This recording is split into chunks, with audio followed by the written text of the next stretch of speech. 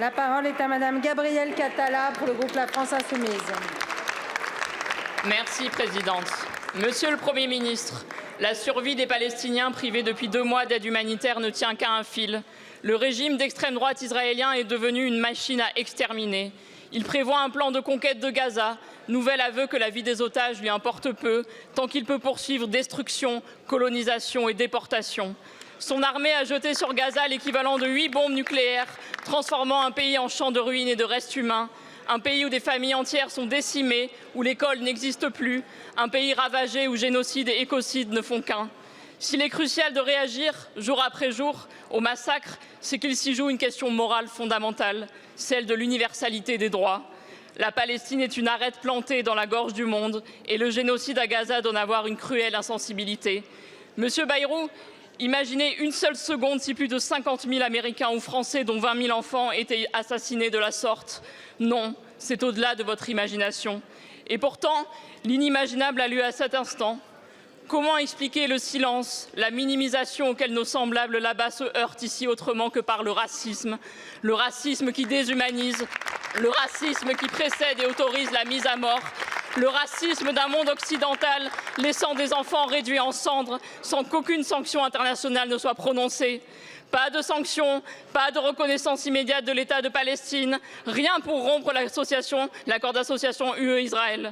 Le criminel de guerre Netanyahou survole même la France en toute impunité, tandis que vos livraisons d'armes s'acheminent vers le pire. Monsieur le Premier ministre, collègues, voilà que la France s'accommode d'un génocide. La liberté d'expression est portée disparue. Procédure Bayon, dissolution d'associations comme Urgence Palestine pour réduire au silence celles et ceux qui refusent la disparition d'un peuple. Monsieur Bayrou, quand la France d'Emmanuel Macron accordera-t-elle aux Palestiniens le droit aux droits humains? Car pour l'instant, le pays des droits de l'homme a enseveli les lumières sous les décombres de Gaza. Je vous remercie. La parole est à Monsieur Jean-Noël Barrot, ministre de l'Europe et des Affaires étrangères.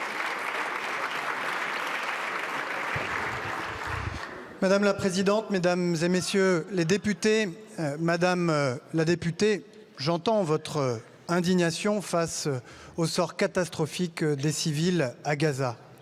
Mais où est votre indignation, Madame la députée, face aux crimes abjects du Hamas qui, dans la nuit du 7 octobre 2023, a assassiné froidement 1200 personnes, dont 48 de nos compatriotes?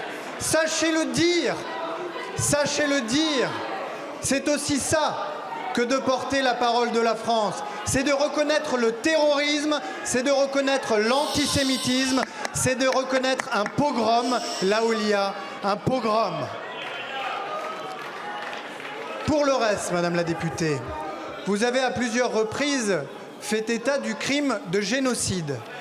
Comme vous le savez, c'est une qualification juridique qu'il appartient à la Cour internationale de justice ou à la Cour pénale internationale d'établir.